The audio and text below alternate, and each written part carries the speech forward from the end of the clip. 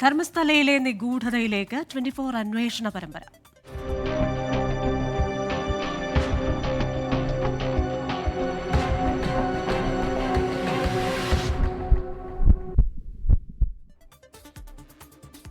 നാല് പതിറ്റാണ്ട് മുൻപ് കർണാടകയിലെ ധർമ്മസ്ഥലയിൽ ക്രൂരമായി കൊല്ലപ്പെട്ട മലയാളിയാണ് പത്മലത. കമ്മ്യൂണിസ്റ്റുകാരനായിരുന്ന അച്ഛൻ പഞ്ചായത്ത് തെരഞ്ഞെടുപ്പിൽ മത്സരിക്കാൻ തീരുമാനിച്ചതായിരുന്നു കൊലപാതകത്തിന് കാരണമെന്ന് കുടുംബം പറയുന്നു.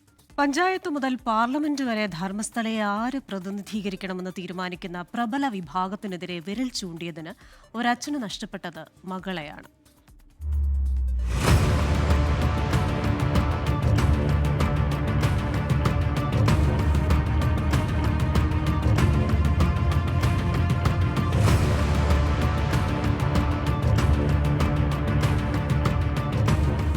പത്മലത എന്ന 17-കാരി ക്ഷേത്രം ട്രസ്റ്റിന് കീഴിലുള്ള SDM കോളേജിലെ PU വിദ്യാർത്ഥി. നാടകത്തിൽ വലിയ താല്പര്യമുള്ളവൾ. തൻ്റെ ജീവിതത്തിലേക്ക് കാലെടുത്തു വച്ചിട്ടേ ഉണ്ടായിരുന്നുള്ളൂ ആ പെൺകുട്ടി. തങ്ങളുടെ അധികാരത്തിന്റെ കോട്ട പൊളിക്കാൻ ശ്രമിച്ച അച്ഛനെ നിശബ്ദമാക്കാൻ അവളുടെ സ്വപ്നങ്ങളുടെ ചിറകരിഞ്ഞു കളഞ്ഞു ധർമ്മസ്ഥലയിലെ നരാധവന്മാർ. 1986 ഡിസംബർ 22 ഈ വീട്ടിൽ നിന്നാണ് പത്മലത SDM കോളേജിലേക്ക് യാത്രയായത്. ഏറെ സന്തോഷത്തോടെ പത്മലതയെ യാത്രയാക്കിയ ഈ വീട് പിന്നീട് അവളുടെ ജീവനറ്റ ശരീരമാണ് ഏറ്റുവാങ്ങിയത്. കോളേജിൽ അന്ന് കലോത്സവം നടക്കുകയാണ്. നാടകത്തിനുള്ള പ്രാക്ടീസൊക്കെ നേരത്തെ നടത്തി സമ്മാനമുറപ്പിച്ചാണ് അവൾ വീടിന്റെ പടിയിറങ്ങിയത്.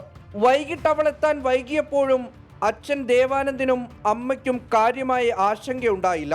കലോത്സവമാണല്ലോ, മകൾ പരിപാടികളൊക്കെ കണ്ടിരിക്കുകയാകുമെന്ന് അവർ കരുതി. രാത്രിയായതോടെ അച്ഛൻ മകളെ തിരക്കിയിറങ്ങി. വഴിയിൽ വെച്ച് ബന്ധുവിനെ കണ്ടു. താൻ വന്നിറങ്ങിയ ബസ്സിൽ പത്മലതയും ഉണ്ടായിരുന്നുവെന്ന് അയാൾ പറഞ്ഞു. കോളേജിനടുത്തു നിന്ന് ബസ്സിൽ അവൾ കയറിയതിന് തെളിവായി ബസ് പാസിൽ ഒപ്പിട്ട രേഖയും കണ്ടക്ടർ കാട്ടി. പിന്നീടുണ്ടായതൊക്കെ പതിറ്റാണ്ടുകളായി ധർമ്മസ്ഥലയിൽ സർവ്വസാധാരണമായി മാറിയ കാഴ്ചകൾ. മകളെ കണ്ടെത്തിത്തരണമെന്ന അപേക്ഷയുമായി എത്തിയ പിതാവിന് മുന്നിൽ വാതിലടച്ച പോലീസ്. പെങ്ങൾ ഒളിച്ചോടിപ്പോയതാണെന്ന് സഹോദരനോട് പറഞ്ഞ് കൈയൊഴിഞ്ഞ കോളേജ് മാനേജ്മെന്റ്. ആങ്ങളെ പോയി ചോദിച്ചപ്പോഴത്തേനും അവിടെ അവർ പറഞ്ഞെന്ന് നിൻ്റെ പെങ്ങൾ ആരുടെങ്കിലും കൂടെ ഓടിപ്പോയി കാണുമെന്ന് പറഞ്ഞെന്ന്. എന്നിട്ട് ആങ്ങളെ വന്ന് അച്ഛനോട് ഇങ്ങനെ പറഞ്ഞ്, അന്നേരം അച്ഛനും പിന്നെ ഡൗട്ടായി ഇത് എന്തുകൊണ്ട് ഇവരിങ്ങനെ പറഞ്ഞ്. 56 ദിവസത്തിനു ശേഷം ഒരു മീൻപിടുത്തക്കാരൻ ആ വാർത്തയെത്തിച്ചു. കൈകാലുകൾ കെട്ടിയ നിലയിൽ ശരീരത്തൊരു തുണ്ട് വസ്ത്രമില്ലാത്ത മാംസമടർന്നു മാറിയ ഒരു മൃതദേഹം നെടിലെപ്പുഴയിൽ പൊങ്ങിയിരിക്കുന്നു. തൻ്റെ മകളാകരുതേ എന്ന് 1000 ആവർത്തി ആഗ്രഹിച്ചെത്തിയ ദേവാനന്ദൻ എന്ന അച്ഛൻ്റെ ഹൃദയം തകർന്നുപോയി. അഴുകിത്തീർന്ന ആ ശരീരത്തിൽ താൻ മകൾക്ക് സമ്മാനിച്ച വാച്ച് മാത്രം ഊർന്നു പോയിരുന്നില്ല. തങ്ങൾക്കെതിരെ ഒരു ചെറുവിരലനക്കുന്നവർക്ക് എന്ത് സംഭവിക്കുമെന്ന ഭയം ഒരു സമൂഹത്തിൽ ഒന്നാകെ പടർത്താനായിരുന്നു പത്മലതയെ അവർ കൊന്നൊടുക്കിയത്. രാഷ്ട്രീയ അധികാരം നിലനിർത്താനുള്ള പൈശാചികമായ കൊലപാതകം. തങ്ങളുടെ അധികാരത്തിന് കോട്ടം തട്ടാതിരിക്കാനാണ് പത്മലതയെ കൊന്നൊടുക്കിയത്. പത്മലതയുടെ അച്ഛൻ ഒരു CPM-കാരനായിരുന്നു. പ്രാദേശിക തെരഞ്ഞെടുപ്പിൽ മത്സരിച്ച് ഇവിടെ നിലനിന്നിരുന്ന ചില അസമത്വങ്ങൾക്കെതിരെ പ്രവർത്തിക്കണമെന്നും തന്നിലൂടെ അതിനൊരു മാറ്റമുണ്ടാകണമെന്നും അദ്ദേഹം ആഗ്രഹിച്ചിരുന്നു. അതിൻ്റെ ഭാഗമായി തെരഞ്ഞെടുപ്പിൽ മത്സരിക്കാൻ തീരുമാനിച്ചു. പലതവണ പലരും അദ്ദേഹത്തിനെ ഭീഷണിപ്പെടുത്തി. ഈ ഭീഷണിക്കൊന്നും വഴങ്ങാതിരുന്നതായിരുന്നു പത്മലതയുടെ കൊലപാതകത്തിന് പിന്നിലെ കാരണം. അച്ഛനെന്ന് പറഞ്ഞാൽ കമ്മ്യൂണിസ്റ്റ് പാർട്ടിയിലുണ്ടായിരുന്നു. അങ്ങനെ കമ്മ്യൂണിസ്റ്റ് പാർട്ടിക്കാരോട് അച്ഛൻ ഇൻഫോം ചെയ്തായിരുന്നു. എല്ലാ ഫ്രണ്ട്സും എല്ലാവരും വന്ന് ഈ കമ്മ്യൂണിസ്റ്റ് പാർട്ടിക്കാർ വിളിച്ചുകൊണ്ട് അച്ഛനെ ബെൽത്തങ്ങാടി, ഇവിടെ ധർമ്മസ്ഥലത്ത് പോലീസ് സ്റ്റേഷൻ ഇല്ല ആ സമയത്ത്, ബെൽത്തങ്ങാടി പോയിട്ട് പോലീസ് സ്റ്റേഷനിൽ പോയിട്ട് അവിടെ കംപ്ലയിൻറ്റ് കൊടുക്കാൻ പോയി. അന്നേരം പോലീസ് കംപ്ലയിൻറ്റ് എടുക്കാതിരുന്നപ്പോൾ ഈ കമ്മ്യൂണിസ്റ്റുകാർ അവരോട് പറഞ്ഞ് നിങ്ങൾ എന്തുകൊണ്ട് എടുക്കുന്നില്ല, ഇങ്ങനെ ഒരു പെണ്ണ് മിസ്സിംഗ് അല്ലേ, ഇവർ പ്രഷർ ഇട്ട് കമ്മ്യൂണിസ്റ്റ് പാർട്ടിക്കാർ. അന്നേരം ഇവർ കേസ് എടുത്തത്. To threaten him, they kidnapped their daughter called Padmalata, and he was contesting. So to stop him contesting the Gram Panchayat election, so they kidnapped his daughter, kept her captive for more than 30 days. Her body was found after 52 long days in a rotten condition.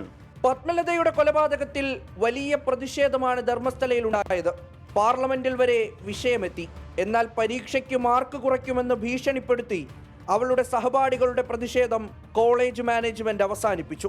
Case സിഒഡിക്ക് കൈമാറി. ഒടുവിൽ പ്രതിയെ കണ്ടെത്തിയതായി ദേവാനന്ദനോട് പറഞ്ഞു. പക്ഷേ 40 കൊല്ലമാകുമ്പോഴും കൊലപാതകികളുടെയും കൊലയ്ക്കു പിന്നിലുള്ളവരുടെയും പേര് പുറത്തു വന്നിട്ടില്ല. ഇനി വരുമെന്ന പ്രതീക്ഷയും ഇവർക്കില്ല. 4 പതിറ്റാണ്ടാകുന്നു പത്മലത കൊല്ലപ്പെട്ടിട്ട്. വിപ്ലവകാരിയായിരുന്ന അച്ഛൻ ഒടുവിൽ ആരോടും സംസാരിക്കാതായി. മകളുടെ ഘാതകരെ കണ്ടെത്തും മുൻപാണ് അദ്ദേഹം മരിച്ചത്. ഈ മുറിയിലിരിക്കുന്ന അമ്മയാകട്ടെ എന്തൊക്കെയോ പറയുന്നുണ്ട്. ഓർമ്മ നഷ്ടപ്പെട്ടെങ്കിലും ആ മനസ്സിൽ ഇപ്പോഴും മകൾ എവിടെയെന്നുള്ള ഒരു ചോദ്യമുണ്ടാകും. എന്തായാലും ഈ ശുചീകരണ തൊഴിലാളിയുടെ വെളിപ്പെടുത്തലോടുകൂടി പത്മലത കൊലക്കേസും വീണ്ടും ചർച്ചയാവുകയാണ്.